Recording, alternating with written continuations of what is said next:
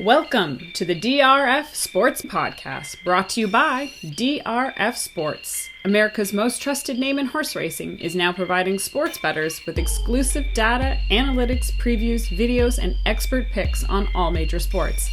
Bet smarter and have more fun doing it. It's the DRF Sports Podcast, and now your host, Sheldon Alexander. Ready, set, bet.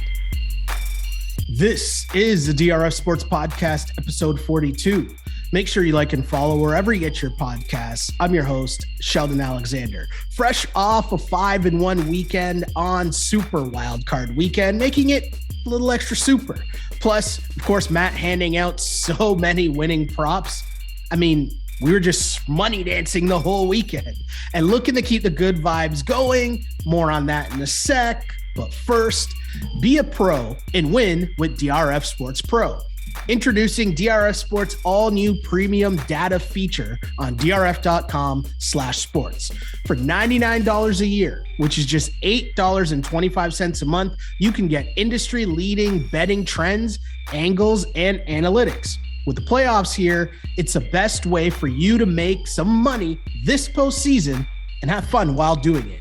So sign up, DRF Sports Pro. Sign up now at drf.com/sports. And hopefully we can keep up with our pro picks here as well on the pod, as we do this twice a week. On Tuesdays, we recap the week that was, and on Fridays, it's the picks pod. Today, we're looking back at an epic wildcard weekend and then taking an early look at the divisional round, opening lines in the NFL. And to do so, my guy Matt Russell stops by, as he normally does each and every week, to help us out. And luckily for us, that starts right about now. So I'm here once again with the man, the myth, the legend, Mr. Matt Russell. Back again after a super wild card weekend. And let's be serious, it wasn't just a weekend of handing out winners, but let's be honest, it's been a season of handing out winners. But either way, my dude, how are you doing? How are you feeling after this wild card weekend that seemed to be pretty polarizing to a lot of people?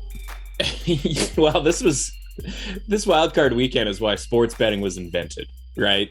We had 6 games, 2 of them interesting towards the end, obviously, coming down to, kind of the last play one way or another, and 4 games that were just absolute atrocities. But I'm sitting there right to the end, man. You know how we talk about it all the time on Fridays. It doesn't matter what the Thursday night product was. And of course, we talk about how the Thursday night product is, it's the Thursday night product. It's so bad. Listen, we just saw 4 Thursday night games in and amongst that group this past week. And it isn't just that it's on a Thursday night, obviously. Yeah. It is just, we talk about it, the masking agent that is Sundays with so many games on, and there's got to be a good one in there somewhere. And sometimes this year there just wasn't one. And so you get stuck with Monday night where you knew 2 drives into that game, maybe 4 drives into that game, that it was just going to be an easy win for the Rams. And you do one of 2 things at that point. You either just sit around and mope because you happen to be on the wrong side, or you're just sort of comfortably happy with the game and you're watching to the bitter end, just, because there's some props, maybe some totals, all of that kind of thing. And you're delighted because your bet came through, right? And so that's why sports betting was invented, so that people would stay interested. That's why the total was invented, so that people would be on the edge of their seat at the end. Listen, great weekend. We'll go through these games here. Some ups, some downs, but way more ups than downs, which is all you can really ask for, considering, don't look now, but we are a shade under a halfway through the playoffs already from a game count standpoint, right? That's why wildcard weekend is so important, to get off to a good start financially when it comes to betting these games. Yeah, you mentioned how boring some of these games might be. And something that you said a lot on this pod that I've kind of adopted as well is, hey, that's what the money's for. Yes, sir. So, I can watch that game and be like, this game is trash. And the only thing I'm really upset about is, why didn't I bet more money on the Rams? But right. Hey, what can you do, right? What can you do? I'll say this, you've got me on this view throughout this season. We've done a really good job, I think, in terms of picking out different angles and betting angles and stuff like that. 5-1 last week. I missed out on the Raiders. The Raiders I had at +6, and hey, they lost by 7 and settled for a lot of field goals and the Raiders-y things that I was looking for to happen that happened throughout the season. They didn't really get those, but either way, right? I think more importantly, there's so much more to be learned and won in terms of the props. You had some massive prop wins this week, my dude. So on behalf of myself and the listeners of the pod, I'd like to thank you for the prop dubs that were going on. The touchdown, the anytime touchdown, round robin, money line, like that. Oh. Come on, man. Just so much goodness going on, as mentioned. So when people are mad about what happened on Wildcard weekend or they didn't enjoy it, again, throw it out there. That's what the money's for. So let's go through all these games, right? Let's go through all these games, because the one thing I think that we were in terms of overall narrative, I said multiple times on our Friday pod, was we try to talk ourselves into thinking there's going to be close games because it's the playoffs. There's supposed to be close games. That's not how it works. And we kind of tried to throw the caution out there that there would be blowouts. Now we'll start with the first game, and it wasn't a blowout. It was a pretty solid start. Raiders, again, I was on the Raiders +6. They lose 26-19. What was your takeaway from that game in terms of how you wrap up the Raiders season, but also how you're looking at the Bengals going forward? Like, what were your takeaways there from that game?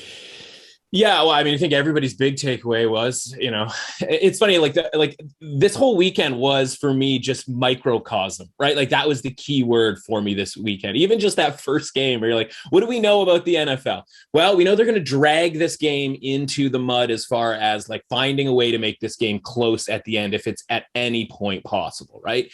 2, the refereeing is going to be horrendous. That's what the NFL is at this point. 3, the coaching decisions and sort of the late game hijinks and decision-making and plays and whatnot are going to go under scrutiny. And that's what's driving the NFL at this point, beyond just the fact that you can bet on these games and that these games come down one way or another, side, total, or props. They always come down to the final play. Listen, the Raiders, I mean, they gave away the cover. I don't know that necessarily they gave away the game, but right when you've got just the first half play, where the kick returner, if you will, it wasn't even really the kick returner, right? But like he grabs the ball at the 2 and goes out of bounds. He just sort of has a brain malfunction where it's like you got to be out of bounds first and then grab the ball. And he knows that he's doing the right thing. He's like, oh man, we're gonna get it at the 40 here if I just go out of bounds and grab the ball. But he just doesn't do it in the right order. And so like that, obviously, from a field position standpoint, messes up the Raiders. They end up giving away basically 3 points just on that. The fact they had to punt it back, and Cincinnati, scored that field goal. And, you never know. Again, different, butterfly effect, different paths, the way that game goes after that, right? But that's 3 points that would have helped some people in the end there. And, you talked about taking those points there. And I'm pretty sure you and I talked about this, that just felt like a game that everybody was going to be sort of pumping their chest all week about how they got +6.5 and +6. And then all of a sudden the game went back to +6, which was kind of the strange part, going down to 5.5 when we spoke. But it just felt like one of those things that everybody's going to be so thrilled with their +6 and +6.5, and it would close 5.5, and it would just land on 7, or, Bengals would somehow cover that game. And that's what happened. Now, again, you go, okay, was that more about the Bengals? Was that more about the Raiders? Like, I'm just sort of shoulder shrugging at this point, right? Yeah. Like there's 2 or 3 guys on the Bengals defensive line who got hurt midway through the third quarter. Is that what prevented that game from kind of getting out of hand? Or did things get a little bit tight for the Bengals offensively and when it comes to play calling and that sort of thing, right? Because you can get out there, home crowd, and fire the ball around and do all sorts of stuff and try to play pretty loose. But when you get that 10-point lead, right, where it's like, oh no, if we don't win this game, now 31 years of history, if we don't win this game, right, like that's going to really come crashing down on us. This isn't just that regular team that, plays year to year. This is a team that has that on their shoulders at that time. And so I think, cliche, whatever you want to call it, I think it kind of loosens the Bengals up going forward. I wasn't really that thrilled with how the Bengals played. Obviously not that thrilled with how the Raiders played. The spike at the end of the game. Like, it's so funny that the last play of that game happens with 17 seconds left. And it's like, yeah, you probably could have used an extra play there and it would have cost you maybe 2, 3, 4, 5 seconds, just not having I don't want to sort of besmirch the good name of our guy, Rich Bisaccia. I think we finally gotten to the point where we're pronouncing his name correctly, maybe. But, if you have a quote unquote real head coach, a guy who is sort of trained in the offseason to know what to do in late game situations, that once you get inside the 10-yard line, that's kind of it as far as your plays, right? You're not going to get another first down, of course, maybe via penalty, but you're not going to, that you have to budget it out 4 more plays. Once you are inside the 10-yard line, you have 4 more plays. And so once they get there, it's like, man, you can't be just wasting a play to clock the ball. You've got everybody lined up. It's going to take you an extra 5 seconds to even just throw any kind of, fade route to the end zone, something along those lines, right? So the Bengals get bailed out a little bit in that case. And so, going forward, we'll talk about the line and obviously we'll talk about the game here coming up on Friday. But, it was that game. It was that Saturday afternoon game. And we are just lucky to have it be close. But, I talked about how I didn't love the -6. I didn't love the +6. So let's tease it up a little bit.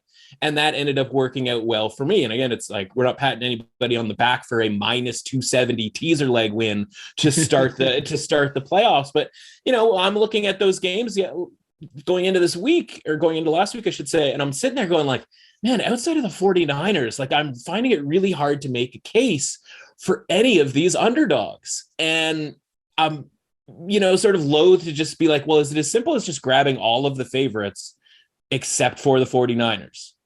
And it shouldn't be that easy. And of course, if it was that easy, and I thought it was that easy, I would have just hammered away on those point spreads. But, we talked about being a little bit creative when it comes to the playoffs, right? Focusing more on props or taking a total instead. We'll talk about this next game, right? That was more about the total than it was the point spread. That's for sure.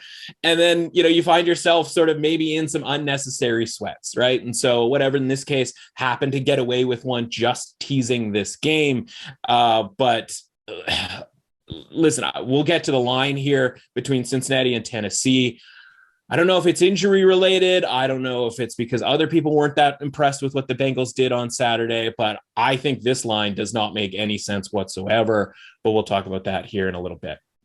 Oh, we will. We will definitely get there. And I would just like to say it's very fitting for me with my hate relationship of gambling on the Raiders this entire season. That their season ends with me actually rolling with the Raiders and them not covering. It's just fitting, right? That's just how things work here. Yeah, exactly. So let's keep things moving here. The Bills, we were all over the Bills just in terms, and I know my analysis was not that in depth. I just said, I think the Bills are better. And then the game happens and they win 47-17. You brought this up a while ago, I think after their first loss to the Bills, in which you said, or to the Pats, pardon me, in which you said the Bills need to just let Josh Allen cook. Let him do his thing. And boy, did they let him do his thing in that game. So they blow through the point spread. But as you mentioned, a lot of talk was more so about the total in this game because the narrative was, hey, the weather, under. Yeah. And that, I mean, the Bills went over pretty much, right? Yeah, yeah. It looked like they had some real trouble with that weather in that game, right? Like we get ourselves all cut up in, just going based off of these sort of things that like, as if the sports books and the odds makers don't have a weather report, right? It's like, yeah, they know, they're fully aware. And they're just going, but they're going to take the, pardon the pun here, the temperature of the public, and they're going to set that line down, 43 and a half, got up as high as I think 44, came down a little bit again. And it was funny because, my partner, Emily, she leaves during the day and she had to go run an errand. And, we live not that far from Buffalo. And she comes home and she's like, honestly, not that bad. Not that bad out there. And I'm like, oh, this is a handicapping angle for the game here. We're talking not that bad. And then she's like, yeah, if you're dressed for it, you should be absolutely fine. Now she's just a human being just going out, for a walk to the subway station. And so a little bit different than, the game starts, it's nighttime. You see guys, she's watching this game with me and she's like, these guys are not wearing any sleeves. Like, what are they doing? It's like, yeah, this is a different situation. But the overall point is that, like, not that bad. And so at that point, I knew that we were in pretty good shape when it came to getting a pretty good number with that over. And speaking of her, she's, doesn't watch every single game necessarily with me and doesn't maybe necessarily pay attention all that often to each game. But every once in a while, she comes up with a few gems. And in this case, she just turned to me at one point. She's like, Josh Allen, really good. And like, yeah, like we don't have to complicate this a lot of the time, right? Like, and I'm talking about like literally the coaches of the teams in the NFL where it's like, yeah, Josh Allen, really good. I realize you can't run Josh Allen 10 times per game and just have him take those beatings or whatever. And throwing the ball 50 times every game isn't necessarily a positive EV situation either. And listen, I went and tried to fade Devin Singletary on the premise that Josh Allen was going to get all of the plays. And he did get all of the plays. The problem is the Patriots just came out there and decided that they weren't going to stop anything, right? And obviously that wasn't a sort of decision on their part. That was just what happened. But they weren't able to stop the run. They weren't able to stop the pass. They weren't able to stop Josh Allen on the run. They were not able to do much of anything at all. And so does that make the Bills the team that looked too good in the first week? I was on a Twitter Spaces on Friday afternoon, and we were sort of just talking big picture for the playoffs, player props, that sort of thing. And I had just gone through in the afternoon after, you and I talked on Friday morning, and I had gone through some of the playoff long player props. Who's going to lead the playoffs in passing yardage, rushing yardage, receiving yardage, total points? And I'm just going through it, and I'm like, Bills, like Josh Allen, Stephon Diggs, like Bills to score the most points, right? Because there just was a ton of value. Now, listen, that could all come falling apart here this week when they have to play Kansas City, and that's kind of the dividing line here. But like, why would you ever bet sort of just on the Bills as the team to get or win the Super Bowl when you can bet some of these other player props, knowing that we like the over in Saturday night's game? And so if I like the over, then I'm probably already getting value on anything that the Bills do from a point standpoint. And so we'll see how that goes. But listen, if I had been some sort of genius or whatever, I would have been all about the Bills minus the 4, minus the 4.5, -5 is as high as it got to on Saturday. And you would never have sweated out the Patriots actually scoring some points, right? Late field goal in the first half. Thanks for chipping in. They get a touchdown late and then a second touchdown, obviously later than that, where they found one play basically that worked in the entire game, right? That play to Bourne in the corner of the end zone that they ran twice for touchdowns. So good for the Patriots. Maybe if they had just ran that play 65 times, they would have had a better chance to beat the Bills there. But yeah, I mean, it's one of those things where you look back at that game on Monday night and you go, and it's just kind of frustrating, right? Because it was that bizarre circumstance of the wind that changed that game and allowed the Patriots to pull that game out, because the Patriots were never as good as the Bills. They weren't as good and remotely as good as the Bills before the season started, midway through the season, and after that game. But because of those circumstances, and the Patriots live in the corners, right? They live in the dark areas. They live in finding value for themselves. In the case of a crazy wind game, we're just never going to throw the ball, and we're going to Jedi mind trick Buffalo into thinking that they have to run the ball on every play until the Bills realize in the second half that they have Josh Allen. And it's frustrating because like we lost a bet. Like we had the Bills -2.5 at home, -2.5 at home against the Patriots that night, and it lost. And it's like, that was the only weather circumstance, or the only circumstance, that was possible for the Bills to lose that bet. And we don't get that bet refunded to us because we won this game. You and I talk about all the time, like you can get kind of, jammed up on a bet, and then you might get a second chance at it. And then, so you win that bet. In this case, we won it via the total and not via the point spread. But you get that second chance, and that's where the books have you, because you're paying -110, right? So they're going to scoop your $10 on a $110 bet in both cases, and they're going to be like, thanks, we didn't do anything. We just put up numbers and we made $10 off of you. Meanwhile, like we had to go, and we had to have the strength and will, by the way, to go back to the well to bet on the Bills that second time around. Now, again, we bet on the Bills when they went to, on the road to the Patriots. So we did end up finishing 2-1 on these matchups, taking the Bills over the Patriots. But man, if it wasn't for some crazy wind gusts in that Monday night game, shouldn't we be 3-0, sort of fading the Patriots against the Bills in these games? We probably should be. So a little bit of a lesson learned from that standpoint. Hopefully the Bills aren't the team that looked too good in the first round, because this game coming up this Sunday is going to be outstanding at Arrowhead Stadium. So we'll see how that goes, and we'll see where that line goes as well, which again, we'll talk about a little bit later on in the show. Yeah, to me, the lesson from the regular season is just kind of understanding that the regular season is more about spots, right? So you have these scenarios where, you're just catching a team at the right time. You're catching your coaching staff that's able to adjust to different circumstances a little bit better. And that's kind of the battle of the regular season, as opposed to the playoffs, where it's like, no, you're just focused in and locked in on this team. And if you're better, chances are you're going to win. We knew that the Bucs were better than the Eagles, and that wasn't even close. Is the Eagles just, good job, good effort, I guess, at some point. 31-15, the Bucs roll. My takeaway there, it made me even more confident in the Niners, if this makes sense. Okay. Because of how just trash the Eagles looked. I'm like, okay, so I knew that the NFC East was bad, right? Like I knew they were bad. But then it was just like, oh, okay, no. Like they're bad, right? Like they're, and the Bucs come out and it was just jam done early.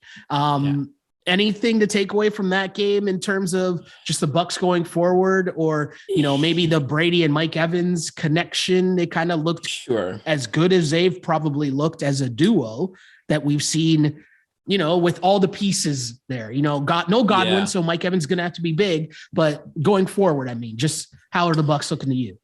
Yeah. So, a couple of things. So first and foremost, with regards to this game, like we obviously the previous night we'd watched Cincinnati and they're talking about 31 years since they won a game, and they referenced the game. And listen, without sort of aging myself here, like anytime anybody references a playoff game from the past, I can tell you, like, I remember that game, not necessarily like play for play or like what the score was, but I'd be like, I watched that game because I've watched every playoff game for basically the last 30 years. Right. And I'm thinking like Cincinnati, man, like that, like, I don't remember that playoff game. It was from 1991. So that's probably why, but just the idea that they hadn't won a game since sort of before I'm capable of remembering games, right? Like that's how, like they outlasted my memory basically with their losing streak. When it comes to this Tampa Bay Philadelphia game, I was watching this game and I am like, I can't wait to forget that this game ever happened. There is no chance I'm remembering this game, right? And as much as I think I've remembered every playoff game, sort of, if you brought it up, this one I'm looking forward to forgetting, because this was just the most forgettable football game. Because the Eagles not ready for primetime, right? And I was right there with you. I was thinking like, because the big game of our day there was the San Francisco-Dallas game. And I'm just thinking to myself, like, San Francisco's got to be way good at +3.5. And I say +3.5 because, by the way, all of these numbers started moving, especially come Sunday. Saturday, not so much, because it went up like a half point from 5.5 to 6, which is basically just a return to a number that we had seen earlier on in the week. And the Patriots Bills game went from like 4 to 5, which isn't really that much of a big deal. Most of that was from 4.5 to 5 on Saturday. But once this Eagles game started, the rest of the week, the money that came in late, which is supposed to, in theory, in that last 10 minutes before a game, it's supposed to be indicative of what's going to happen, right? Like the big money is supposed to come in right before the game, or sort of like, whoever's waiting for the, a number or whatever. Well, it starts off with the Eagles taking a ton of money. And you and I talked about this. The Eagles take money every week. Every week in the regular season, the Eagles take money late. And you can, if you're looking to fade the Eagles, you can get the best of the number late in that week. But it's the Tampa Bay Buccaneers and it's Tom Brady. And it's like, how is money going to come in here on the Eagles? But you watch it tick down and it goes 7.5. And then down to 7. Like that game closed 7, Sheldon. Like, what? And then you watch the game and it's like, I tweeted out that it was a duel between Quez Watkins and Jalen Reagor to see who could play worse from the wide receiver, perspective. And I thought they got off, a little bit lucky, not getting absolutely torn to shreds by the broadcast, because there was a couple where, it was like Quez Watkins, like, oh, he's stopped running on that route. It's like, yeah, they're literally stopping running on all of the routes. And maybe it's a lack of faith in Jalen Hurts, but like, I don't think Jalen Hurts was the problem. I think he's out there trying to, running for his life, trying to throw to guys who are just frankly not very good. Now they have invested in Jalen Reagor, so they kind of have to stick with them as the guy who was drafted right before Justin Jefferson. Imagine having Justin Jefferson on that team. And, and then Quez Watkins, right? Like, again, that might just be a matter of, listen, it's been years and years and years since the Eagles have had a good wide receiving core. And so, they're sort of committed, I guess, to having him on the team. But like, those two guys were just an absolute train wreck. And so I'm not going to beat up Jalen Hurts for this. But when I look at the Tampa Bay Buccaneers, I mean, there's a couple of things. One, injury issues to the offensive line. And so that game would have been a lot more interesting and a lot closer. And listen, it was only a 15-point game. Maybe the point spread does come into effect if the Eagles can do anything on offense.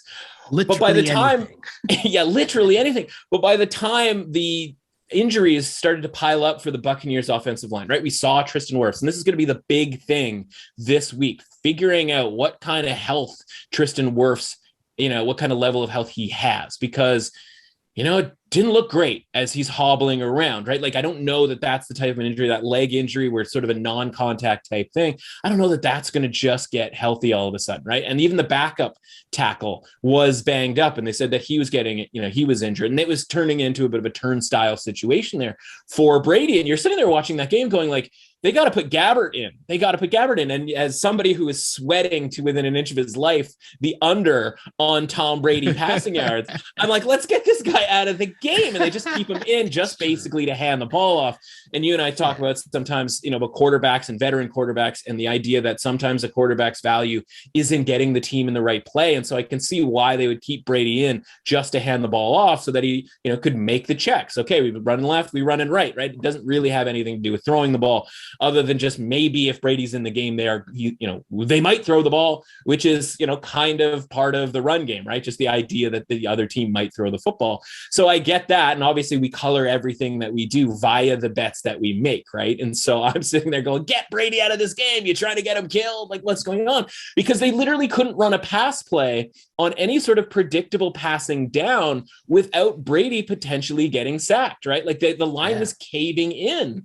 And that was against an Eagles defensive line that is just kind of okay, right? Their pressure rate is not good at all this season. I'm pretty sure it's like 31st in the league from a sack percentage standpoint.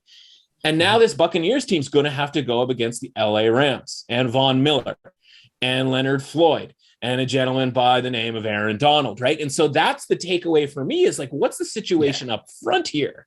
And the Eagles had some wide receivers open, right? Like, it was just a matter of running routes and being a little more pristine when it comes to that sort of thing. Well, the Rams are probably going to be able to do that, right? They have wide receivers who know where they're going in Beckham, obviously Cooper Kupp, and to a lesser extent, but more sort of coming up here out of nowhere, not out of nowhere, because obviously he's been on the team for a couple of years, but sort of in a more prominent role, but Van Jefferson. And so, I mean, we had running backs last night catching passes on like go routes. I think that game's going to be really interesting, but I think there's still some holes here in Tampa Bay that, again, we'll talk about in a second here. It was reflected in the opening line where the odds makers put this game as well, because it was another one that has me scratching my head a little bit. And that's a nice little tease for later on in the show. But yeah, there are definitely some concerns here with Tampa Bay, because if they're facing a team that was functional on offense, that might have been a lot closer than it actually was. Yeah, can't wait to talk about that Bucs-Rams matchup. We'll get there in a sec, but there's obviously, I guess, maybe the biggest game of Wildcard weekend in terms, at least from storyline angles. And sure, I know that a lot of people love and hate Stephen A. Smith for a lot of different reasons, but I will say his bit about just ragging on the Cowboys is just art. Like, in terms of just content creation and the like making fun of the bit. And if you're in on the bit, like it's wrestling, then you appreciate what he's doing. But rolling those clips of the Cowboys fans crying and just being sad while laughing at Michael Irvin, that's art.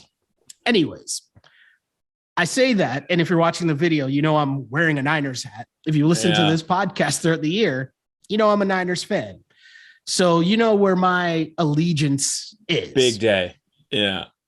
It was a very big day. But I'll say this, okay? Niners win 23-17 in an absolute wild game. And it's funny because I'm not saying this to pat ourselves on the back. I'm truly not. But what a coaching clinic that game was, right? Because right from the get-go, we're talking about trying to bet against Mike McCarthy, but knowing that Shanahan with the game plan, everything's cool, but you've been really good at pointing out Shanahan's flaws throughout. And so that game was just the most frustrating watch that I've had for a game that my team has won in a very, very, very long time. From the penalties to just random play calls. Like, I don't even know where to begin with this game other than, hey, Niners cash plus 3.5 or plus 3, depending on when you got in, cashed money line, which, you know, I said the thing that made me nervous was everybody was on it. But I guess everybody won. Right. And sometimes it's not that complicated, right? Again, sometimes it's just not, we try to overcomplicate things, right? And again, it's because like line moves and we get all wrapped up into the concept of sharp money. And, you know, I feel like from a content standpoint, you'll hear stuff on Monday and then somebody sort of parrots that and it turns into its own little virus here where everybody just kind of says the same thing, right? And it's whether it's the Cincinnati game and sitting there going like, man, I really don't feel comfortable backing the Raiders, especially at 5.5 or even 6, because it just doesn't feel like anybody has been on Cincinnati all week. And it's a little bit different when everybody's on the underdog, right? And in theory, the Cowboys are favored for a reason, but if you can look back, and that's why we do what we do when it comes to market ratings and all of that sort of thing, to sort of ground us in a place where we don't get obsessed with what happened last week or the jerseys, right? The branding of these teams, where we don't get so wrapped up into the idea of the Cowboys and we just go, okay, like, hold on a second here. What do our ratings say? You know, what sort of results have we seen from this season? It's like, well, the Cowboys have beaten nobody at home this season. Anytime anybody decent's walked into Dallas, they have walked out with a victory, right? So why would I be laying a tax to bet on the Cowboys to win a football game? Now, maybe there's a different alternative universe, however you want to put it, where the Cowboys win that game, but do they win it by 4 points? Because this line went up to 3.5, right? Again, right near game time. Same thing that we just talked about with the Eagles, where the wrong side. And again, these weren't that close from a wrong side, right side type of thing, right? Even again, if the Cowboys came back and won that game, right? The 49ers were the right side from Jump Street in that game when you're talking about the point spread for sure. And so obviously, you mentioned like this is months ago now, right? But one of my own, speaking of pat ourselves on the back, one of my favorite tweets that I've ever wrote was something along the lines of two coaches or a coach, one coach playing chess and the other coach, you're supposed to say playing checkers, but not playing checkers, grabbing the checker pieces and just trying to eat them. And those were both of these coaches, right? Like they are literally just grabbing the checker pieces on the board and like trying to eat them because they don't know what else to do. And I want to make fun of Mike McCarthy for kicking a field goal from 47 yards down 16 points, as if like, again, this assumption everybody makes that these field goals are just destined to go through the uprights. Like you hadn't watched the Cowboys miss kicks all season long. Now, again, they made the kick. So results based, then they now only need 2 touchdowns still, but in this case to win the game. And you and I talk all the time about the difference between forcing overtime and winning the game in regulation. And so I guess I'll say I can understand the kick there. It's just, I way rather trust my offense that has millions of dollars invested into it to get a 4th and 6, a 4th and 7 when we're down 16 points in the fourth quarter than my kicker, who I'm paying basically NFL's version of minimum wage, or at least close to it. Or I should be if I'm not, right? If I'm paying a kicker anything more than minimum wage, that's a mistake. Sorry, but maybe here's the thing here, though. You were talking about McCarthy selling for the field goal, and maybe he knew the game he was in. I mean, Shanahan was out here kicking mad field goals. Well, and so which really got me mad because the Niners should have blown them out, right? Yes. Yeah. And that's the thing. Cause you go, okay, like that's the dumbest move that we're going to see today. And then like Shanahan just hold my beer. And he just starts making moves, right? Where it's like 4th and 1, nope, gonna punt. And you're like, man, what are you doing? And so I get the idea of like, I don't want to trust Jimmy G, because my new Jimmy G sort of theory or motto, if you will, is, Jimmy G has to think. Because if Jimmy G doesn't have to think, he's fine. He's running that offense, man. It's fake the handoff, hand the ball off, toss it back, quick pivot, slant route, like that sort of thing.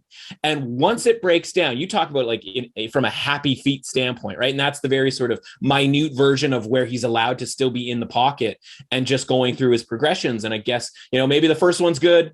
And the second one, okay, we're getting a little bit dicey. Or third, now we're fully having to think on our feet. And I'm literally yelling, oh no, Jimmy's thinking, as he's, rolling out to the right side and throwing that interception where, again, maybe it's bad decision, maybe it's just bad throw. I think in that case, it was more bad throw because Jimmy G is not an off-platform quarterback, but just fundamentally, you watch Jimmy G like, oh God, Jimmy has to think here. Jimmy's not, this is not where Jimmy excels. And so, yeah, maybe Mike McCarthy goes, well, if we could just make Jimmy think, he's going to throw us one. And he does, and he throws them one, and you just go, oh, come on.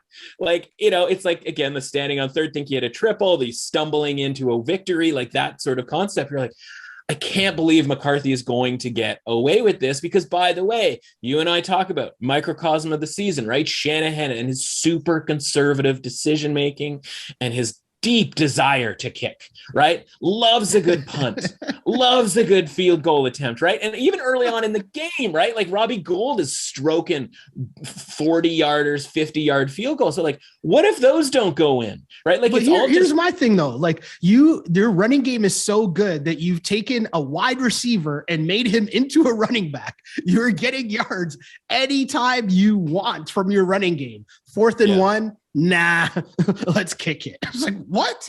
Right. I was just getting so angry. Right. And listen, the NFL, like kudos to them.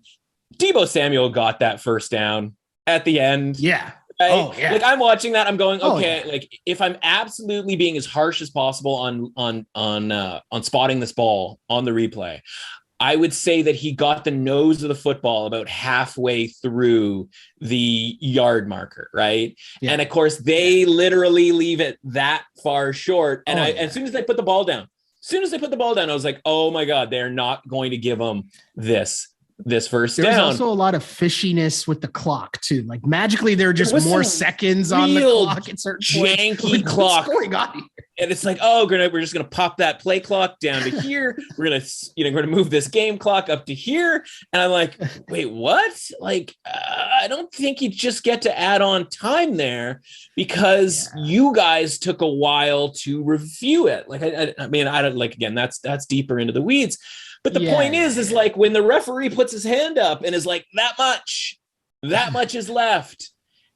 At that point, how, right? Like, how do you not go for it? And again, maybe they were going to go for it, right? Because Trent Williams, he false starts or whatever. And who knows, like, whether it was just a ploy to try to get him to jump off sides, right? And I'll put it this way, when I see Trent Williams go in motion and shift for what is pretty clearly going to be or should be a quarterback sneak, what's the purpose of moving Trent Williams from the left side to the right side other than to try to get the other team to jump, right? You want sort of to have different motions and non-traditional motions, right? Like if the running back goes in motion, the wide receiver goes in motion, it's not going to send the entire defensive line into a jump, right? But when the offensive lineman, somebody of the stature, maybe arguably the best lineman in the game, Trent Williams, goes in motion, right? Like that's supposed to trick the defense into thinking, the play is starting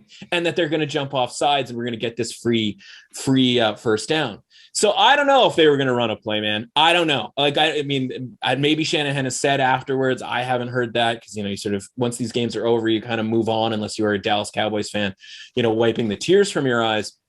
But, it allows them to sort of have the excuse to punt. And you just go like, Shanny, like, what are we doing here, man? So I don't know how they just don't line up put Trent Williams, honestly, put him behind Jimmy G and just line him up and have just him wail into Jimmy G from behind and send him forward, right? Like, do that thing. You see now with the quarterback sneaks, right? Especially in college when the quarterbacks are disposable, the guys just coming in and pushing the quarterbacks from behind. Like, I just don't understand why they had to make that so complicated unless the whole plan the whole time was to never run an actual play there.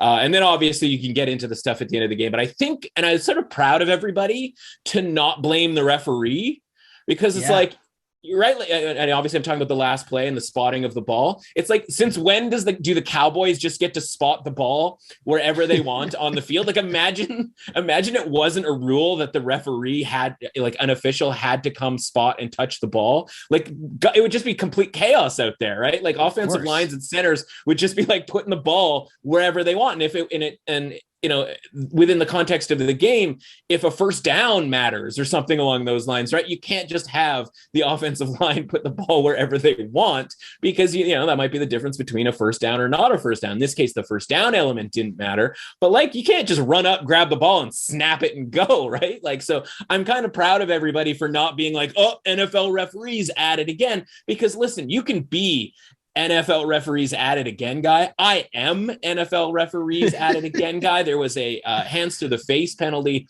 on the Cowboys that canceled out an interception that no one's going to talk about because it canceled the interception out. But that was pass interference on the Cowboys, right? Like, your guy, I forget who it was, gets absolutely drilled before the ball comes. It might have been Jawan Jennings. He gets absolutely drilled before the ball comes. The ball pops in the air. Cowboys catch it. And there's a flag down. I'm like, oh, okay, good. Somebody sane just saw that there was a clear pass interference penalty. And they're like, and it's back by the line of scrimmage. And I'm like, oh my God, they're going to call holding or something on the 49ers. And the Cowboys are going to get this ball back, even though, it was a blatant pass interference penalty. And then they show that illegal hands to the face, and it's pretty obvious that it's illegal hands to the face, right? The chin strap is up the guy's nose and all of that sort of thing. And you go, okay, good. Like, at least justice prevailed there, but like, it just masked a giant missed call on a pass interference. That's the only thing that play did. And so, like, this wasn't that situation where it was the referee's fault, but you can imagine what kind of chaos we'd live in if the offensive line just got to put the ball wherever they wanted to in that sort of a situation. I can't imagine how well that would possibly go. I think that a lot of people's viewpoints were framed, and this is something you talked about last week, was by the broadcast, because Romo was all over it, right? Yes. And I think that's why the majority of people's reactions is like, oh yeah, Romo's right. And, when you're hearing that, and obviously I'm sure, well, I would hope that if most people are into the NFL and like really into the NFL and learning stuff, you follow guys like Orlovsky, who, might not have been the greatest quarterback in the game, but he knows what he's talking about, right? But just them emphasizing that you have to know as the quarterback and even probably as a center, but as a coach, like that has to be in your, preparation for the post or the preseason, right? Yeah. Like, forget about like in this moment, but like, you have to know the basic principles of the rule of getting up to the line quickly. The referee has to touch the ball before you snap it. But then also, the cool thing I saw Orlovsky point out on Get Up was that you as a quarterback have to know the time. And when you look up at the clock and there's only 3 seconds left, you don't have time to snap it. So you just have to go to your 9-1-1 play where everyone just runs fly routes, because that's the only thing you have left. And that just showed, as you said, the microcosm of the Dallas Cowboys being poorly coached, Dak not being ready for prime time. It's just an embarrassing performance, if you ask me, from the Dallas Cowboys, because the Niners did everything in their power to hand the Cowboys a game. Yeah. And Dallas was like, nah, we'd rather go on vacation. We're cool. And it's funny, right? Like, because we just talked about, Rich Bisaccia and the Raiders, like, should have known better to not clock the football, right? And because that play happens sort of 4 plays before the ultimate play of the game, it gets less discussed, right? Exactly. Where fundamentally it was still just as dumb. And in this case, right, McCarthy, who, and it's funny, it's like the old saying, right? Like, you don't have to be faster than the bear to outrun the bear, right? You just have to be faster than whoever you're with to get away from the bear. It's like that with the linesman, or not the linesman, but the umpire in that game, right? Like you can get the ball down the field as fast as you want, but if the umpire can't outrun the bear, then you're not going to get through. But as far as Mike McCarthy is concerned, like this is a guy who has coached for a really long time, who lied to Jerry Jones's face about knowing about analytics and like studying analytics. And it's like, I think he went to a day camp at Pro Football Focus, like for one day or something along those lines. Right. And like, again, microcosm, right? Like we knew that Mike McCarthy was going to jam up the Cowboys at some point, right? And whether that was throughout the game, whether that was kicking a field goal down 16, again, there's a lot of different ways that could go that just ended up in a blowout, right? Whether they missed the field goal or not. And in this case, and he talks about it after. He's like, well, like our analytics people like really like that call. And like, meanwhile, like analytics people are like looking around on the internet, like, what? What did we do? Like, you know what I mean? Like everything that doesn't go right gets blamed on the concept of analytics, right? And it's like, he gets this job because, allegedly he's learned all about the correct decision-making and analytics. It's like, man, you already got to the 40-yard line. You had 2 shots at the end zone. There really isn't any reason for you to try to get 14 more yards, 50. And even if that works out, right? Even if they go and they slide down, 10 yards instead of 15 yards, right? Let's like, which is what's that going to get you? Right. Which is in theory what it's supposed to do. But it's like, is that really going to change it? Like you had 2 shots at the end zone with that much time left on the clock, because meanwhile, San Francisco just decided to go into a no out of bounds defense shell after 4 plays, like 3 plays of them letting the Cowboys get out of bounds. Like the one thing you absolutely cannot do. And so, it's just watching these 2 clowns that's just clunk their heads up against each other for 60 minutes. And, again, one team sort of pulls it out over the other because, again, like it's funny. It's like, it just comes down to who the better team is and who is able to get through the coaching malpractice, right? Who is able to overcome the coaching malpractice. And that's why we talk about, again, whether you like the decisions or not, whether you like, whether you believe in math as some sort of like fairy godmother or whatever. If you just get 32 coaches who can make fundamentally good decisions, we will have a much better product, right? It is not any different than wanting the officials to be full-time officials, right? We're still having guys here who work part-time in the NFL and who are full-time lawyers or full-time, sanitation workers. I don't know like what some of these guys are doing, right? But like, that's the point. It's like, if we can approve everything around the product, like the athletes and the game itself is too good to have it ruined by the stupid officiating and the stupid coaching. And if we could just get 32 guys making the correct decision, the problem is if people don't know what the correct decision is, if the officials don't know how to officiate a game, and listen, you're going to miss some calls here. And, we got out on the guys last night for taking 6 minutes to discuss a 25-yard pass play and still getting it wrong. But it's like, that's a bang play. They don't get the replays that we get to see. They don't get to see that AJ Green was bobbling that ball. My question in that case is, what was the NFL, back in New York, right? What was back in New York doing in that play? Because back in New York, let that play be a catch, even though it's like, well, AJ Green had the ball for like a half second, didn't make a football move and got the ball dislodged. I know I'm sort of going off on a different game here, but the point is like, okay, if we could just tighten up the officiating, if we could tighten up the coaching, this product could be really good. And that's the infuriating part. And as we just we just can't seem to do that because guys like Mike McCarthy get a chance over and over and over again. I imagine even if he gets fired here by the Cowboys, who knows if that's actually going to happen. That's a pretty, big, I think it's a pretty big chunk of change that Jerry's going to have to cut a check on here. But like Kellen Moore, hot prospect in the coaching ranks. And it's like, he's the guy who called the play. And so, again, I'm not asking people to be perfect necessarily, but like keep, the blatant, just incorrect decision-making, right? Where it's like you have in the off season to drill, even just via email, right? We don't need the group to get together here. Let's just do some quizzing with the quarterback about whether or not you should spike the ball, about whether or not you should run the football to the middle of the field when there's only 15 seconds left in the game. Like, this can't be that difficult. But again, this is what we get to talk about in, like you mentioned, sort of the first take, right? We've already talked about Orlovsky. We've talked about Stephen A. Smith. Like, this is the stuff that sort of the league thrives on, sadly, where it could just thrive on being a really great game with really great athletes and the betting, right? Like, those three things could come together. We don't need all this other nonsense, but here we are. Yeah. There's a lot of nonsense from the Steelers side of things, I want to say, on Sunday night.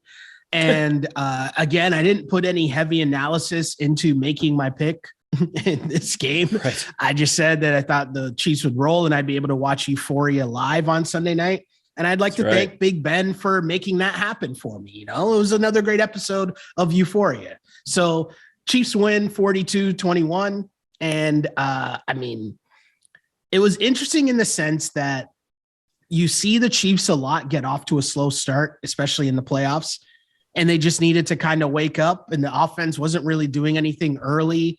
But at the same time, I was kind of watching thinking, well, why do they have to do a lot to beat the Steelers? Do you know what I mean? It's like, I didn't think they'd come out with the A++ plays, but then they did after a while. For what reason, I don't know. But either way, like the Steelers and Big Ben, like get this guy out of here. Like, I was just over it.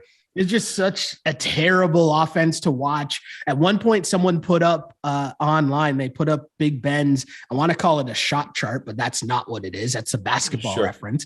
But it's showing like where all his passes went and how many of them were like behind the line of scrimmage. It's just like, what are we doing? Like, really, what are we doing here?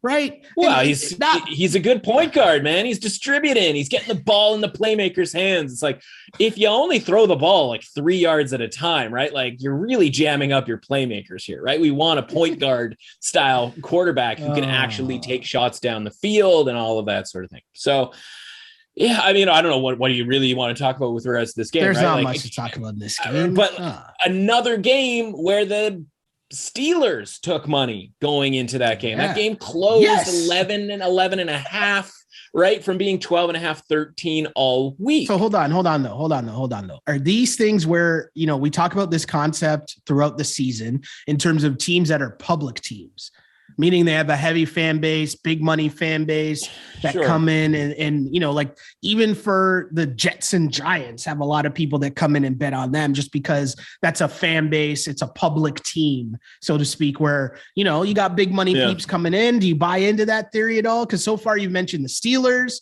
you mentioned the Cowboys and the Eagles. Those are three massive fan bases, no? Yeah, that's an interesting string through it.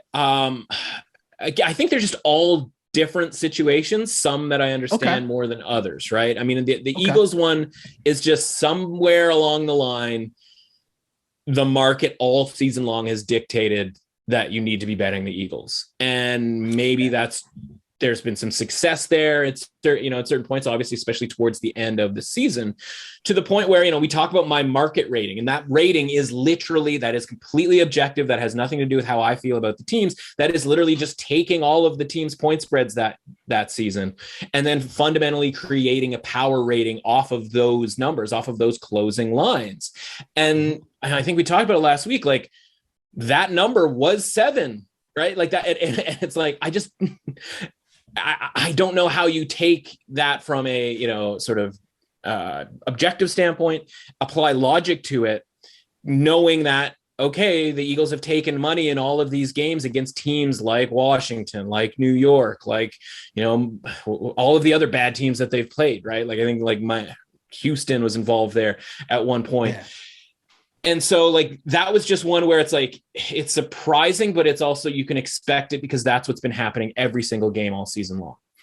The Cowboys one, I have no understanding of why that was the case other than at least it's the favorite as the brand name, right? Okay. Where you go, it's the Cowboys, like people talk, like they're going to put it together here, all of that sort of thing.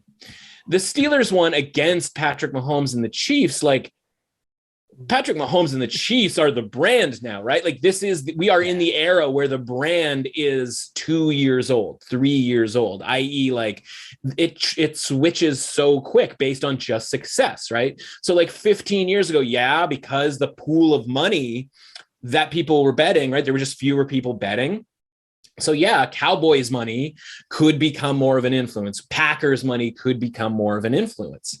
Now there is so much money, it has to be more about results now, right? Like that idea that like, well, the Cowboys are just going to take money every single week, no matter what, is sort of a thing of the past. And I don't mean like 20, 30 years ago. I just really mean like 8 to 10 years ago, like that type of thing. Yeah.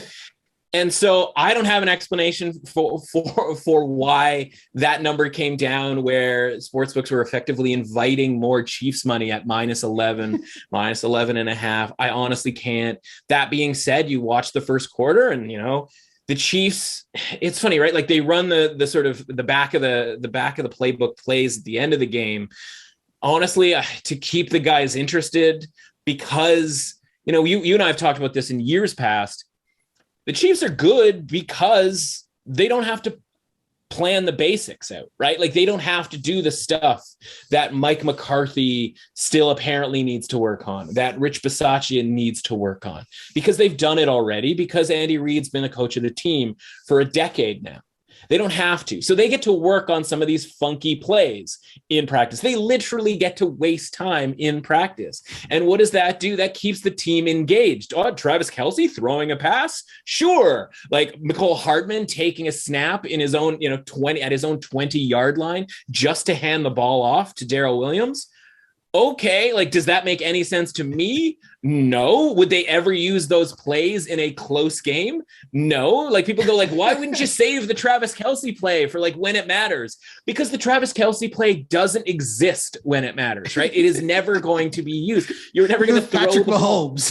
Yes, you have Patrick Mahomes. And like, Patrick Mahomes couldn't have just handed the ball off to Darrell Williams. Like, what purpose did it serve to have Mecole Hardman taking snaps back there? And the answer is just boredom, right? Like, to keep these guys interested and paying attention, right? Like, it's like they're fourth graders where you're like, okay, we're gonna play this game at the end of the day, so make sure you do all your math here, or we won't play the fun game at the end of the day. Like, that's where the Chiefs are, and that's a really good spot to be in relative to some of these other teams who are like, oh man, we just didn't get to clock management at the end of the game. Oh, like we just, hopefully that won't come to burn us, right? It's like, the Chiefs have already handled that. They've already figured that out. We've seen them in close games manage the clock, right? We had the backup quarterback, Chad Henne, right? He's throwing a pass last year against the Browns on 4th and 1, and they handle that perfectly, right? And you and I talk about like Andy Reid's big cojones in that situation. And it's like, no, because they practiced that, and they didn't just do it this week, and they didn't just do it last week. They probably did it 3 years ago, and they've got that part of the test down and done with, where they can just bleep off half the time at practice. Obviously, maybe not half the time, but for a portion of practice. And so now they get a little motivation, they get a little extra juice in their preparation, right? And so they get to run these plays during the game, because you're right, they're not afraid of the Steelers. They're not afraid of the Steelers in the first quarter. They are not afraid of the Steelers when they're up 3 touchdowns. Like, they had we are up 3 touchdown attitude before that game was even close to being up 3 touchdowns. And the TJ Watt play where he scores, obviously off of that ridiculous handoff, that really just kicks the Chiefs. And, again, it's sort of narrative based, and a lot of this stuff is kind of BS, but it isn't momentum. It's just the attention of the Chiefs, right? They are that like low attention team. We're like, oh man, we're down 7-0. Weird. Like, oh man, we should probably bust out and focus on some of the plays. Because you watch the play to Pringle, which, cashed 3 of our 5 legs in the anytime touchdown parlay, round robin parlay. And you just watch that play and you go like, a pump fake, a double move, and he's wide open. And it's like the Chiefs, it feels like they could do that every time.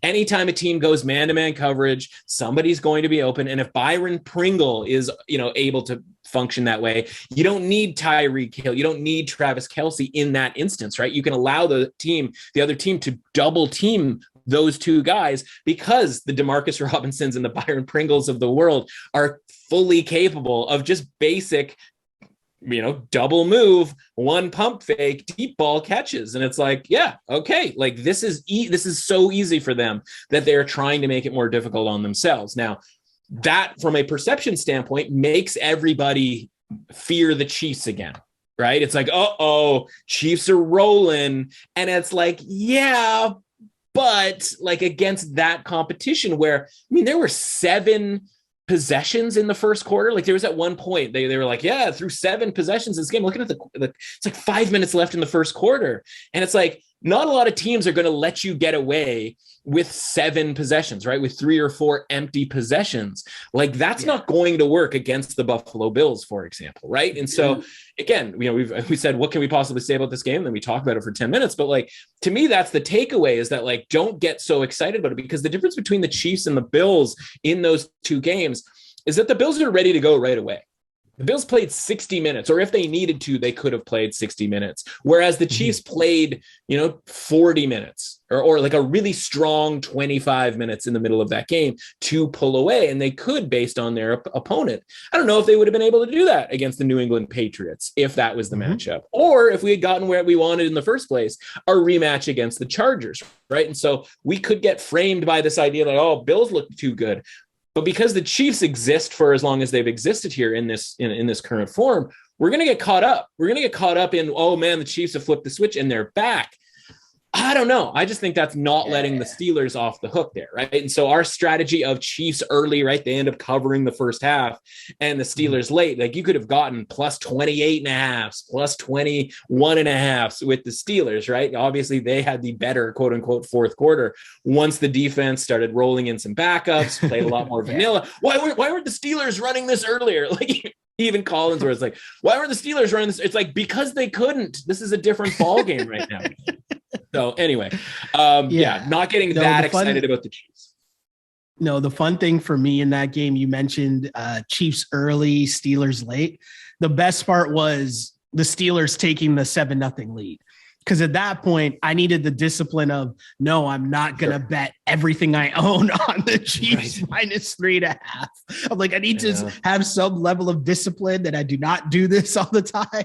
Right. But it's just so funny. You're staring at the line and everybody's just laughing because it's like, oh, you can get the Chiefs at minus 3.5 right now. Like that might be the easiest bet made of the entire season, right? Because it's just like, all right, in-game live betting. You try to, I have a couple buddies that we've been trying to, get them into it more in just different ways. And I'm always like, in-game betting. And that was again incredible. But that shows too, right? Like you never had the Bills, minus 3.5 or whatever the version of that would be, right? Like it was like, Bills score a touchdown on the first drive, then the line goes to like 10, and you're like, oh, okay, like we never had that opportunity, right? And so if even if you weren't watching that game, or you don't want to sort of believe what I'm saying, whatever, like just the fact that the Chiefs were down to minus 3.5 shows that there was everything, and that sportsbooks, by the way, are still standing because the universe didn't just come in and pile a bunch of money in, because as much as like it sounds like easy money, right? It's easy money up until it's not easy money, right? And so you go, okay, like correct. I don't know that I'm loving a 20-minute slow start here from the Chiefs, knowing that like they're going to have to play 60 minutes against their opponents here going forward. Yeah. That 3.5 bet is a bet against the Steelers. It's a bet against the Steelers. Like they're not going to score, and they're only going to score because on a defensive play where, as you mentioned, a running back is handing it off to another running back and he fumbled twice. And that's a great sort of point, right? Where it's like, when we're talking about live betting, it isn't as simple as like, oh, the Chiefs are minus 3.5, so you should hit that automatically. It's like, well, what's actually happening in this game? And are the Steelers going to be able to rely on the Chiefs doing dumb stuff and essentially handing them free touchdowns? Because it's like, well, are the Steelers actually going to score here? And it's like, well, if they don't move the ball at all through those 3, 4, 5 first possessions of the game, at that point, like you are getting that sort of free touchdown to drop that line to where, you could absolutely hit it pretty hard there. So it just depends, right? Like what, we always talk about like, do coaches know what game they're in? As a bettor, you have to know what game you're watching too, right? And it's like, Chiefs throw an interception after getting, the ball, field goal range in the first quarter. And, Mahomes immediately throws that interception. I think it was off of a punt return from Hardman, if I'm not mistaken. And it's like, okay, they throw an interception, they give up a fumble. And it's like, I think somebody tweeted out, like at the end of the half, the Steelers were +2 in turnovers and were down 14 points. right? Like that's how bad the Steelers are relative to that Chiefs team. So yeah, you're right. Like it's absolutely a more of a fade on what the Steelers were doing or not doing than it is anything on just assuming the Chiefs are going to be able to flip a switch. And I think that's the important thing to take forward as we go into the good stuff here in the next few rounds. Totally agree. We touched a bit on that Cards-Rams game, but I'm going to look ahead here to the lines. But before we do that, I just want to remind people and ask them, have you checked out Cash Grab? Cash Grab is DRF Sports' all-new free-to-play sports prediction game where you can win real money. It's available to every sports fan in the App Store and the Google Play Store. Win real cash prizes every day, as well as a chance to win big money jackpots. All you have to do is download the free DRF Cash Grab app now, create an account, and start predicting. Answering questions like, can Patty Mahomes put up more touchdowns than Ben Roethlisberger? Or how many touchdowns will the Chiefs score? How many touchdowns will the Bills score? All of those questions can end in you making real money. You just got to get them right. So download the DRF Cash Grab app now and win big. And I know we were recapping some games here. We stopped at the Monday Nighter, and the reason is because there's not really much to discuss within this game. It was pretty much over, and I want to focus in more and go ahead to the Rams, the big boy matchups next week, because I feel like, you know, the Rams and Bucs are something that I definitely want to talk about a lot here in this game. I don't know. Is there anything you wanted to take from last night's game? Is it Odell? I mean, can we take just the victory lap on fading the Cardinals? Like, you know, as much as sure, yeah, as much as like we could break down the X's and O's and everything, right? It's just Cardinals are who we thought they were. Dennis Green talked about it last week. Like, I feel vindicated because listen, when you do what we do, and this is important for next season. And what you know, week we always was that? say Like week 8, week 9. It was something like that. At which point? Sorry, when it started to fade the Cards, just saying they're not as good as their record indicated, and people are trying to tell us they're the best team in the league. The power rankings. Yeah, exactly. Right. Where it's like ESPN has the Cardinals number 1. It's like, that's what the standings are for. Right. And you get to play 7, 8 games, 9 games, whatever. And Colt McCoy comes in and everybody, it's like, it's almost insulting to Colt McCoy. It's like, oh, they won a game when Colt McCoy started as the quarterback. It's like, what did Colt McCoy do to get like that kind of shade, right? Like sometimes it matters who you play in some of these games. And yeah, they lost to the Panthers and then they beat the 49ers and all of these sorts of things. It's like, yeah, this is the NFL. Like all of this stuff is going to happen from time to time. It's why we assign values to these teams. But the important thing for next season, right, is to just remember there's a difference between power rankings and power ratings, right? Ranking is an ordinal, right? You have to have 1, 2, 3, 4, 5, 6. And there is no difference between, I shouldn't say there's no difference. The same difference between 4 and 5 exists between 5 and 6. That is just a ranking, right? A rating involves a difference. There could be a 0.1 difference between 4 and 5. There could be a 7-point difference between 5 and 6, right? It isn't that simple as 1 through 10, 1 through 32. And so the vindication comes where we go, okay, congrats on the wins. We were on them, right? Tennis against Tennessee, week 1, money line, boom, cash it.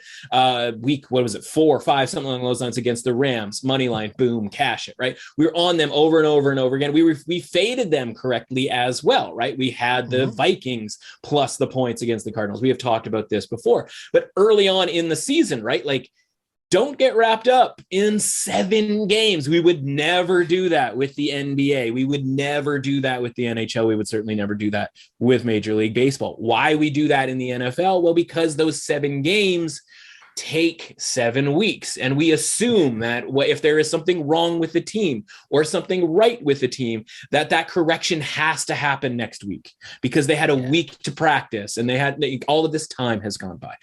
And so Okay, great. Cardinals playoff team. Sure, I guess, but it is rooted in something, right? All of this stuff is rooted in what happens before the season. The roster, how good is that roster, right? How good did that roster look last night? And again, they don't have DeAndre Hopkins. And so obviously that team would be a lot better and would be a lot more competitive. And so I don't want to slander the Cardinals. They just happen to be they actually get tagged here, unfortunately, by being so successful early on, starting the season 10-2. But a lot of teams start the season 10. I mean, the Cleveland Cavaliers have a great record right now in the NBA, but I don't see people lining up necessarily to bet them to win the NBA championship because you have an opinion of them rooted in priors, right? And whether that's just, okay, we're basing it on the fact that they're the Cleveland Cavaliers and we don't once we see that jersey, we just assume sort of failure unless LeBron James is wearing that jersey. No, we're basing it off of what everybody thought before the season started with regards to the talent level of the team and all of that sort of thing. And it's going to take more than 30 games in the NBA to have people completely flip, right? People are starting to come around on the Memphis Grizzlies, for example, right? And like the Cavs will potentially be sort of the next team that people eventually come around on, right? And so just this idea that is like, oh man, no, Cardinals, best team. Like, look, Kyler Murray, so fun. Because like when it's not looking great for Kyler Murray, when the explosive plays aren't there, like what else is left? It's a lot of panic. It's a lot of skip throws. It's a lot of Carson Wentz type plays, only he's just better than Carson Wentz athletically. And so he can get out of more situations than Carson Wentz can, right? Like, it's like there's a state, it's like Sam Darnold, Carson Wentz, Kyler Murray, right? One guy, not really athletic at all, thinks he can get out of jams here, thinks he can make these throws. Never works out for Sam Darnold. Carson Wentz, pretty athletic, can get out of some jams, but when he doesn't get out of jams, it goes horrendously bad.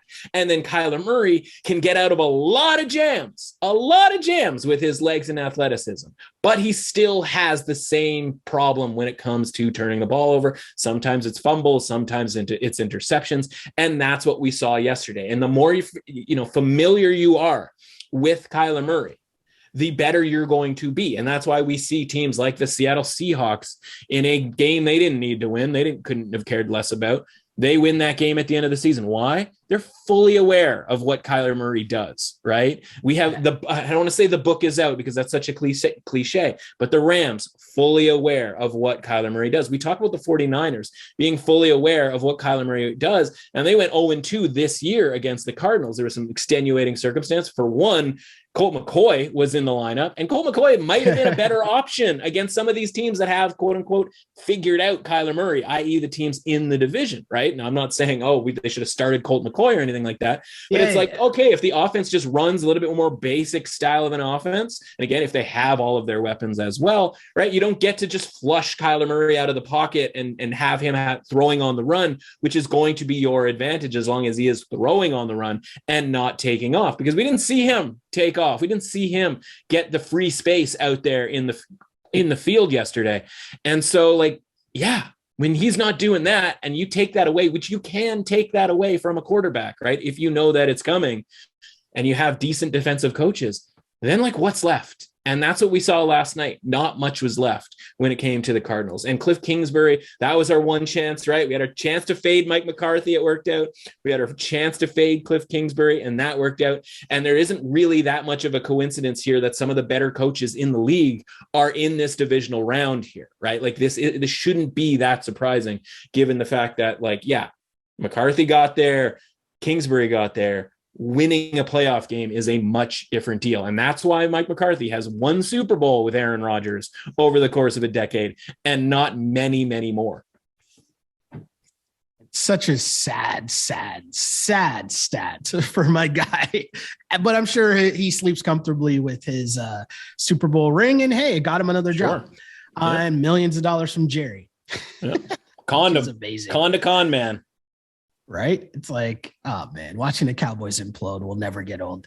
But what also won't get old is talking playoffs. And we look ahead to some lines here. Let's start on Saturday. You got the Bengals and the Titans, and that line is at 3.5. And we don't want to deep dive into this fully now. Obviously, we'll save that towards Friday's pod where we'll deep dive. We'll do the same thing we did last week with some picks, with some props, all that fun stuff.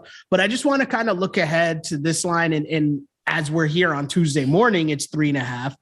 Where did this line open? That's kind of where I want to ask you so far about all these games. So we'll start with the Bengals and Titans at 3.5 now. Is that where it opened? No, and this is the most interesting one, not from a game standpoint, but from a line standpoint, because this line opened 2.5 for the Titans. And I think that was a little high. And then it goes to 3. And I go, oh man, like Cincinnati plus 3, like I am taking that. And then it goes to 3.5. And it is widely available at 3.5 right now. And I'm not saying this is the pick necessarily. I'm just saying that this line is too high and does not make any sense. And so you're saying to yourself, why? What about this doesn't make any sense, right? And so obviously we have two teams here, right? We just saw what the Bengals closed, at 6-point favorites to the Raiders. We kind of know what we're getting here with the Bengals from a rating standpoint, especially given the fact that we've seen them play in a playoff game, a game that landed pretty much as close as you possibly can without landing literally on the actual point spread. Not that that's any sort of validation for the point spread, because obviously, listen, the Raiders could have won that game outright if they had played a little bit smarter, and the Bengals certainly could have blown the Raiders out had they played maybe a little bit more aggressively in the second half. The point here is more about the Titans and what we're supposed to expect from the Titans and how that's going to change their rating instructive of this point spread. So what that means is, okay, look at it this way, Michelle. Forget about the last game of the season where we knew they were overvalued at 10.5 on the road against Houston, against a team that they were 10-point favorites, in the previous matchup, right? Like that was sort of a basic, week 18, 101 type of a thing. Week 17, Titans needed to win that game as much as they needed to win week 18 or week 16. They were 3-point home favorites to the Miami Dolphins. Miami Dolphins. So you're telling me by making the Bengals 3.5-point favorites that the Bengals are a 0.5 point worse than the Miami Dolphins. I can't get there. Okay. Week before that, your San Francisco 49ers go on the road to Tennessee on a Thursday night. The San Francisco 49ers toggled between 3-point road favorites and 3.5-point road favorites. Now the Bengals are 3.5-point underdogs in that same stadium. Are you telling me that the Bengals are 6.5 to 7 points worse than the 49ers? I'm sorry, I can't get there. So, a week before that, one more. A week before that, the Jacksonville Jaguars came to Tennessee and were 8.5-point underdogs on the closing line. In the same stadium that the Bengals are going to be 3.5-point closing line underdogs. You're telling me that the Bengals are only 5 points better than the Jacksonville Jaguars. That's what you're telling me with these closing lines. Now, again, forget about how the games went, right? Titans win, blowout win, blowout win, blowout win. But like, again, the blowout win for the Jags existed when the line was created for San Francisco, right? That San Francisco game. The San Francisco win and the Jags win existed when the line was created for that Dolphins game. Right? Like, yes, they surpassed each and every one of those steps. So I understand sort of bumping them up in the ratings, but we're not even close on some of these, right? Like how is Cincinnati a 0.5 point worse than Miami? How is Cincinnati 5? Like it is not even remotely close. So where do we have to go? You and I talk about the sort of 0 to 100 scale here for the Titans, who based on those point spreads, the closing of -3 at home to Miami and the other ones that I mentioned, that puts them right around the sort of high 50s out of 100. To get to -3.5 against this Bengals team that, again, we now have a pretty strong idea of what their rating should be. And the answer to that is high 50s, a 59, maybe a 60, something along those lines. Basically saying these two teams are pretty even. How do we get to Tennessee -3.5? The Titans have to be rated in like the high 60s, early 70s. We are saying to people that the Titans are on the same level as the Rams, as close to the Bills. And maybe you feel that way. Maybe you think that this team is that good. at which point you have probably been cleaning up on the Titans. And listen, I was on the Titans against San Francisco. I was on the Titans against Jacksonville. I was on the Titans against Miami. So I was giving them credit the whole way as being better than the number suggests. And even that, all wrapped up, has me saying that this team has to be under a field goal. The market apparently disagrees. Instant cash came in on Tennessee, whether that's because of defensive line injuries, the concept of Derrick Henry coming back. We'll talk about both of those things and how we're actually going to bet this game come Friday. But it's just important to understand where this line came from, why it exists now, and whether we can make sense of why it exists where it is now. I can't make any sense of why it exists where it does, other than the sportsbook was with me. The odds makers were with me. They said -2, -2.5 under a field goal is the appropriate number. And bettors decided to take that up. I don't know why. We'll see if we can figure out why that is over the next few days here. Again, maybe it's an injury report situation with Cincinnati. But again, going from 2.5 to 3.5, as we know, is a massive deal. It is a cross the key number. How much would Mike Vrabel love to just kick a field goal to win this game at the end, right? That's all that guy is thinking about right now. Kick me a field goal to win the game. So that's where I am with this number. I don't understand it. We saw last week where it was tough to make a bet on many of these numbers, right? We had the Rams was our biggest play, right? That was one where, again, grab the clip. We talked about how I thought that game should be a comfortable victory for the Rams. Other than liking San Francisco for on the field reasons, we understood why that number was 3. Obviously, once it went to 3.5, it became a better, a stronger bet. But other than that, we didn't love any of the point spreads because then point spreads were right last week. I don't think they're right in this case. And there's a couple other ones here that are a little bit interesting as well. Yeah, I mean, I look at it and I just think, is this a simple Derrick Henry? Is that too simple that people just think that he's valued more? We'll deep dive into that. And also we'll listen to all the narratives that you're going to hear for the entire week about how Derrick Henry is back and what that will mean to the team. Saturday night, though, we got the Niners at the Packers at Lambeau, favored by 5.5 points.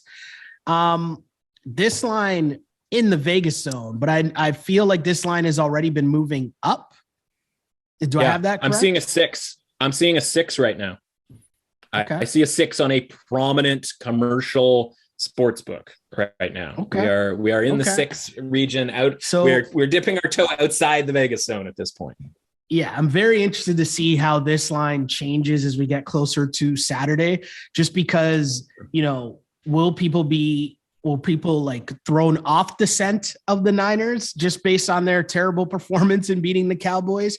Or, when you're heading into Lambeau, like that's a tough place to play. And if I'm saying I don't really like Jimmy, like there's a lot of things that I'll say for Friday because, I have a lot of thoughts on this game. And one of them just being, we've seen a recent playoff matchup and where Shanahan did not let Jimmy throw the ball at all. And I don't know if people remember that game, even though it wasn't that long ago. And a lot's happened since that, that playoff game in the rest of the world. So I don't oblige people for forgetting about that. But keep going up. That's all I'm going to say. I hope that price keeps going up. That's right. Yeah. And so this line, listen, there's the concept of the opener, right, is a lot different than it used to be. There used to be one sports book that would sort of just open it up and everybody would copy it. Right. And so that sports book right now, you can get plus 6.5 for minus 116 right now.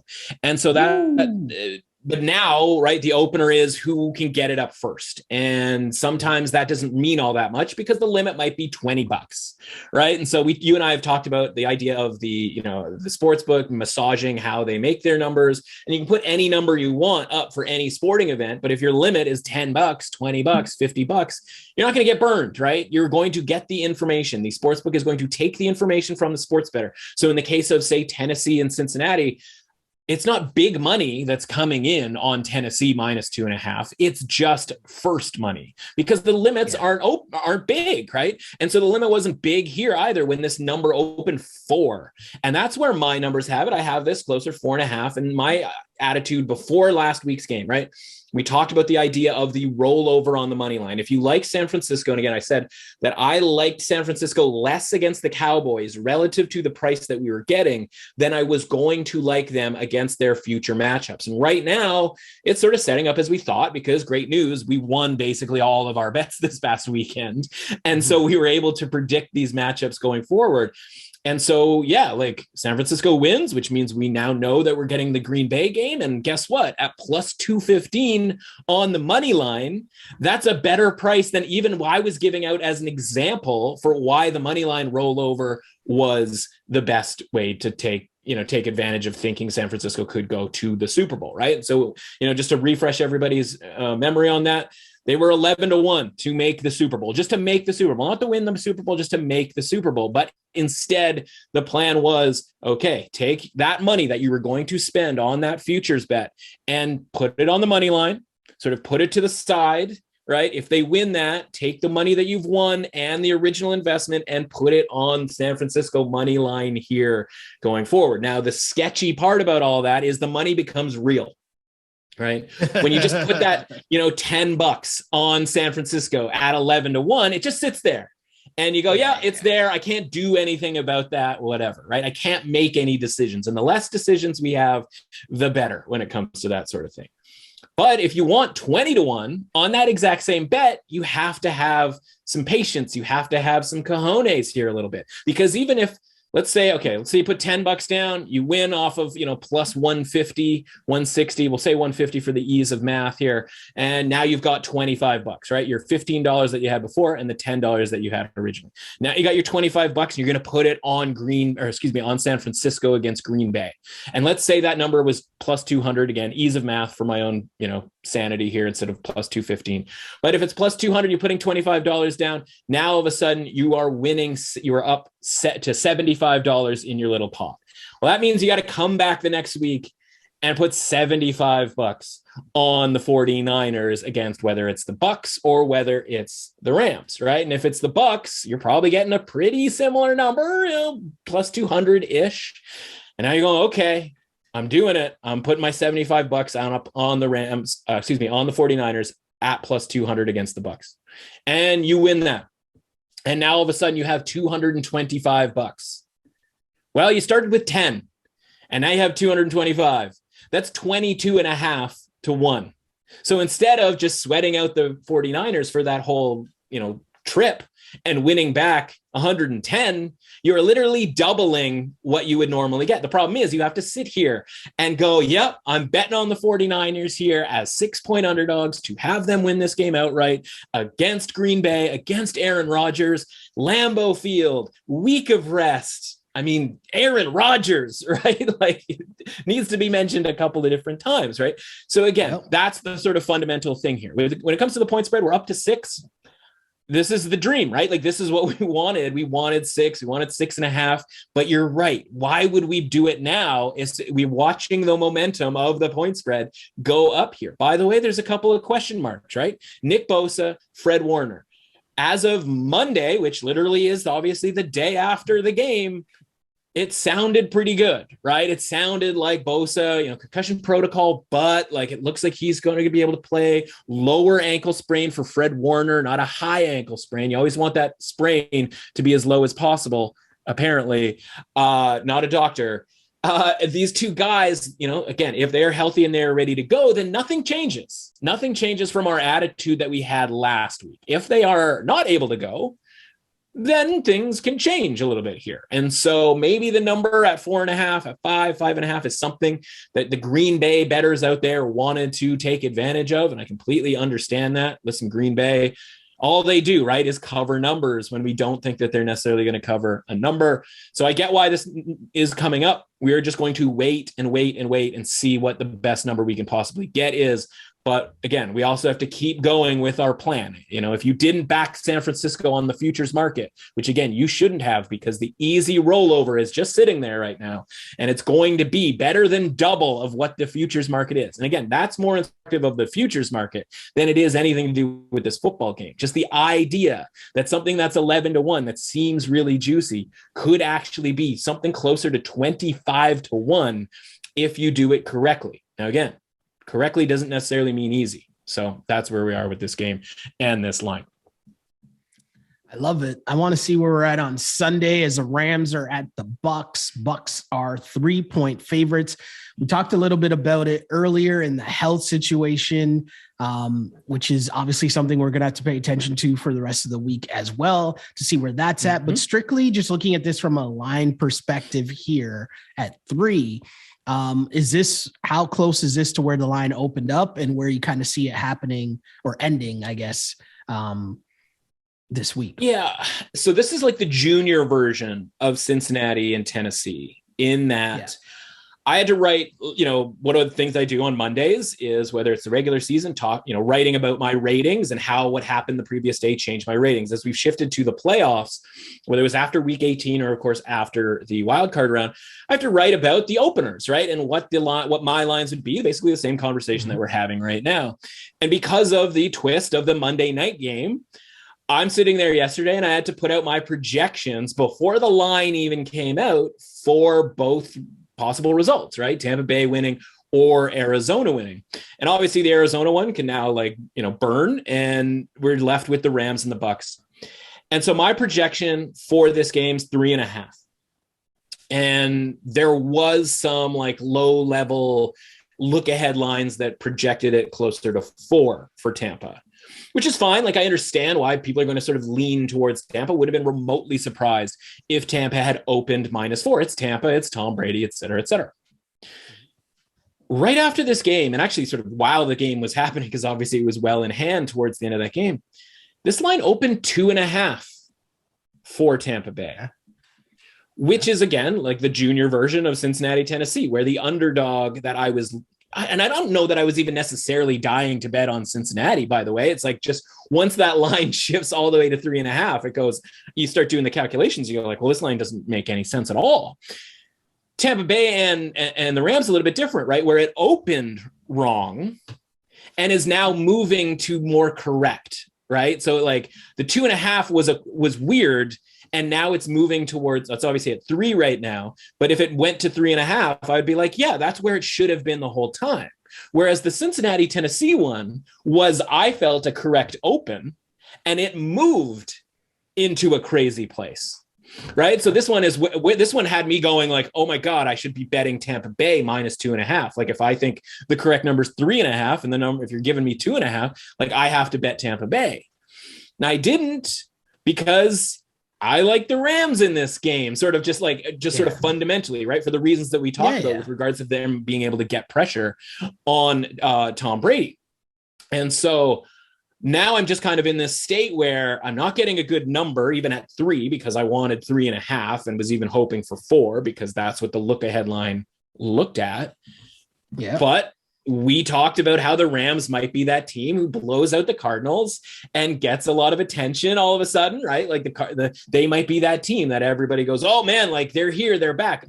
The weird part is they have to compete with the Bills and the Chiefs for that honor, because that's how many blowouts there were, right? This was the game that I think you said, you're there's always at least one blowout. And I'm I think this is that one. There just happened to be 4 of them. And, 2 of them were sort of expected and 2 of them were a little bit more surprising than maybe we thought. So yeah, I'm just sitting here going, okay, what's my bet here? Because it's the value at 2.5 was Tampa Bay. That obviously was corrected. And so when there's a mistake, again, this is why it's different from Cincinnati, Tennessee. When there's a mistake, the market will correct it. If you open Tampa Bay -2.5, people are going to take Tampa Bay -2.5. Where the confusion for me is in the Cincinnati one, where why were people dying to take Tennessee -2.5?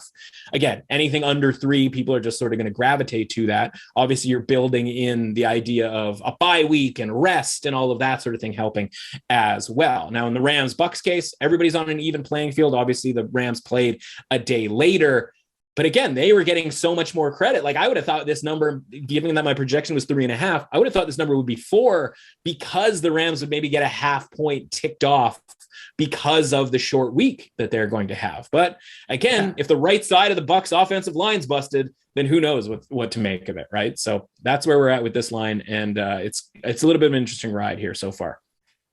Totally. And who knows what to make of our last game here. And I'm not even going to try to dive into like that side of it until Friday. Sure. I mean, publicly, obviously, but we got the Bills at the Chiefs favored by 2.5 points. And, this is a matchup that I think a lot of people have been waiting for probably since the last time we saw this matchup in the playoffs. But yeah, I mean, it's brought us regular season battles. That was pretty damn good as well. But in terms of the line, Chiefs getting the 2.5 points, is that just the basic home field advantage, quote unquote? Well, this is basic for a couple of different reasons, and it's why the other two are so interesting, right? Because we don't need to talk about the Bills Chiefs minus 2.5 because we've seen it. AFC Championship game last year, Bills Chiefs minus 2.5. Sunday Night Football from earlier on this season, the rematch, Bills Chiefs at Arrowhead, Chiefs minus 2.5. And here we are again, minus 2.5. The easiest line the odds makers have had to make maybe in their lifetime, right? Because nothing's changed from a roster standpoint, from a significant way, right? Nothing has really changed from a perception standpoint. Like, people will call this the de facto AFC Championship game. I am fine with that, right? Like, I always just want the two best teams to play each other. I don't care if it's the first round or the last round, as long as we see the matchup. And we are seeing the matchup. The line's 2.5. It was 2.5 a year ago. It was 2.5 a few months ago. It's 2.5 now. There's nothing that needs to move. And that's why the other one's moving. That's why those are interesting, because, these were all 2.5. You could have gotten away with Cincinnati, Tennessee minus 2.5. You could have, in theory, gotten away with Rams, Bucs 2.5. Those two moved. This one, I don't expect to move at all. The second it moves to 3, people are going to bet Buffalo plus 3. Otherwise, I imagine probably more Kansas City money comes in. What's noticeable for me here is that the money line for the Bills is plus 110.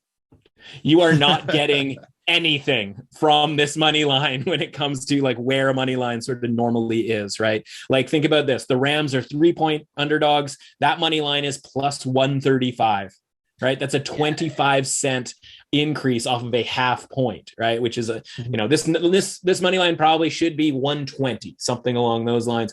It's 110 because if you're liking the Bills, you're probably liking the Bills to win this game outright the way they did on that Sunday Night Football game. This is the rubber match. The line is just too easy to make, and I just don't think that it's going to move at all. And if it does, that's probably a mistake. Certainly if it goes to 3, the Bills become very interesting at plus 3.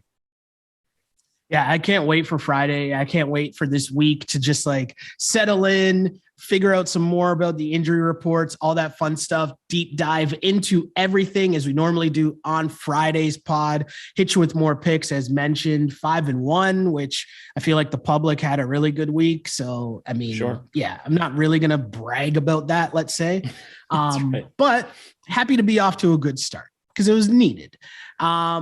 But yeah, where can the people find you just to keep up with the information and also, get a lot of the info as it comes out in terms of lines and stuff? Because I will say that I was late to the party last night and had Sony Michel at over 58.5 yards.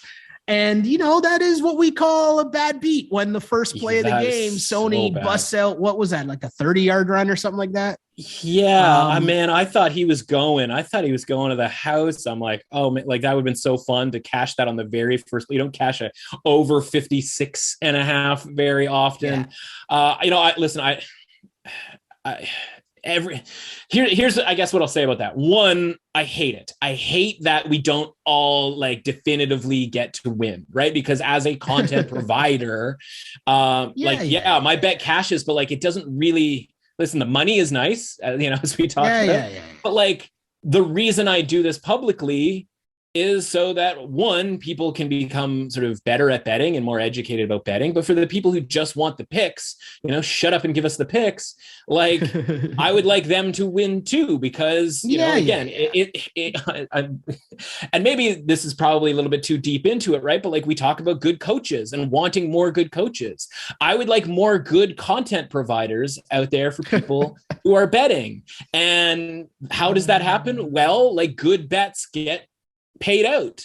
And so when you have one that's sitting there at 56.5 for a long time, and again, everybody's got different books, and I don't know that I have any effect on moving any kind of a line, maybe in some very specific books and some very specific countries or regions who happen to read my stuff. But if everybody comes in on over 56.5, for example, on Sony Michel, and the line moves up, the line is going to move up, right, to 58.5. And it's a prop, so it's not like there's a ton of people like piling in to bet on it, but it is a running back prop. So it is relatively, relatively popular. It was up for a long time. It was up right up until Monday, as far as that number, again, depending on your sports book. But it sucks because, that should have cashed easily. Whoever is going to think that Cam Akers is going to get 18 carries fresh off of an Achilles tear? When Sony Michel, by the way, it's not like he's been bad. The guy's been tearing it up with 100-yard games for the Rams. There was no reason for it just to be Akers. By the way, he looks shot out of the cannon, and it becomes informative going forward that we now know. And listen, Akers is the guy that you and I have been talking about how him being out really hurt the Rams early on in the season, because as much as they have Matthew Stafford, Sean McVay wants to run the football. And so with him back now, you can see Sean McVay very excited to have his sort of favorite toy be able to be back there, the guy who carried them through a playoff game last year against the Seattle Seahawks. So it's very informative to see, okay, he is healthy. He's ready to go. And so he is going to get the majority of the carries going forward. And unfortunately for Michel, he's getting the back seat. But how that number doesn't clear easily when you get a 30+ yard carry on the first play of the game, it couldn't have worked out any better. And then, by the way, game script is why it ended up cashing the 56.5 and unfortunately not the 58.5, was because they had to run the ball late, and eventually they just stopped giving Akers carries, fortunately for us. And so the thing is, with rushing yards, you just got to be very careful. Sometimes a passing yards or receiving yards prop will come down to that 1 or 2 yards. But think of it this way, right? Passing yards, they come in chunks of 10, 15 yards. Receiving 10, 15 yards. You might have a middle on something that never even stops in the middle, right? You might have over 240 and under 260. And at 238, somebody might, the quarterback might have a 30-yard pass. With running backs, every yard matters, because there can be -1s and -2s on the carry. There can be 1 or 2 yard carries. And so, you learn lessons the hard way. Would I have given it out at 58.5? Yeah, I probably would have, right? But it was available on Friday, it was available on Saturday, it was available on Sunday to be able to grab the 56.5. Again, depending on your sports book, those ones are brutal. Again, we had such a great weekend. Jerick McKinnon scoring touchdowns, Dawson Knox scoring touchdowns, Pringle touchdowns, the Tampa Bay, obviously Gronk scored the touchdown, but we also got a Boston Scott touchdown in there. The under on the Brady was a mega sweat. And again, if you didn't get that's an example of when the quarterback actually, when the passing yards actually can kind of jam you up. That was a sweat and a half. And then obviously Patrick Mahomes' easiest cash of life, the over 20.5 rushing yards. He cashes that in the first quarter, or at least the second quarter of that game. So you want to finish it up where everybody gets to sort of celebrate something. And so for those out there who had the 58.5, that just sucks. And that's no fun for anybody. Would have loved it if he had 100 yards, but is what it is. No. But there's also I'm bringing it up more because it's a funny bad beat, as opposed to, oh no, can't believe it, because the lesson obviously also is when you're looking at making over under bets and you see the number move not in your favor, that should be a cause for hesitation, right? So I fully made the bet knowing what I was doing, right? So I brought it up more so to be funny, and also just to let people know where can they find the information where they could get.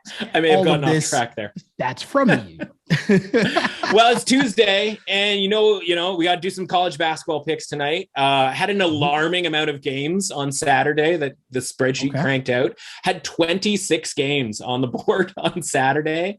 We went 13-13 in those. So not exactly at the thrill ride of 13-3 and 10-2 from Sunday and Tuesday beforehand. So we'll be back at it today at MRUS Authentic for some college basketball plays there. Always tricky to come on the podcast, though. Once we're more college basketball centric, we'll be able to sort of have more of a focus on that. I'm already getting DMs from people asking, hey, like, can you talk about or write about your process when it comes to college basketball stuff, which we'll get to. It's just kind of fun that, like, you can see other people now turning their attention, right? It's like the football stuff's great. And it's great for 2 days, or in this case, the past weekend, 3 days. But like, you can see people go like March Madness kind of coming around the corner. Let's talk about some college basketball. So we definitely need to get into the process when it comes to that. One thing I will mention before we head out, talked about it last week, the idea that these California teams are playing without fans. We have like 10, 15% capacity in some of these games. And we talked about it with regards to like UCLA and the Pac-12. And obviously that's the headline conference out there in California. But what I'm noticing is on Saturday, we had some books just not accounting for the fact that like U San Diego and Loyola Marymount and some of these other smaller schools, Pacific, St. Mary's, et cetera, they're not accounting for a lack of home court advantage. So you're seeing 2 points getting taken off of UCLA, for example, or USC or Stanford or Cal. Let's just name off every school in California. You're seeing 2 points come off, and that's what they're sort of assigning to fandom, right? So home court is about 3 points, but they're taking 2 points off because there isn't that environment that there normally would be. There are games, smaller conference games, that is just not being factored in right now. And so you're getting 2 points of value taking the road team in some of these smaller schools. So we'll see if that adjusts. Maybe you'll find that I'm posting a lot more road West Coast Conference teams out there. That's probably why, because that hasn't been factored in. But again, legislation, all of that sort of thing, we'll see how that changes going forward and whether we get fans back in the building, because there's certainly a difference between an SEC game right now and a Pac-12 game in California from an environment standpoint, and you can't treat the home court advantage the same way in both of those games. So at MRUS Authentic is the handle over at Twitter, celebrating, commiserating, all that good stuff we do over there. Sounds good, my dude. I'm looking forward to Friday and breaking down all of the NFL action. So I'll see you then, my dude. Absolutely. Can't wait, man.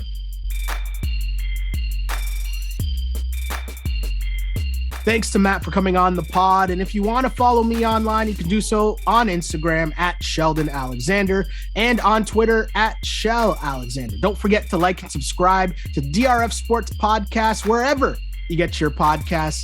Also rate us, review us, like us, all that other fun stuff. But for more from this new project from DRF Sports, just a little reminder.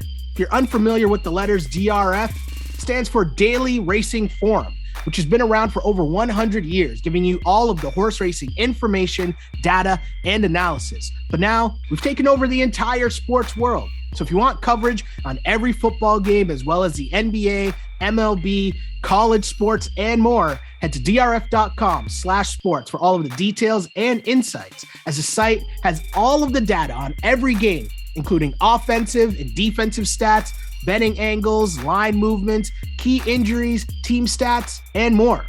The DRF data is what powers our power trends. So if you want to see which trends our analysts have selected, follow us on Instagram and on Twitter. If you want access to all of the raw data, drf.com/sports. That's where you can find the usual previews as we deep dive into the games. And of course, got you covered on this podcast. However you want your betting information, we've got you covered. Again, my name is Sheldon Alexander. We do this podcast twice a week on Tuesdays and on Fridays. That's all I got for now. But until next time, see ya. Thanks for listening to the DRF Sports Podcast. Please subscribe, rate, and review the show. For more sports betting advice, go to drf.com/sports and follow on Twitter at DRF_sports.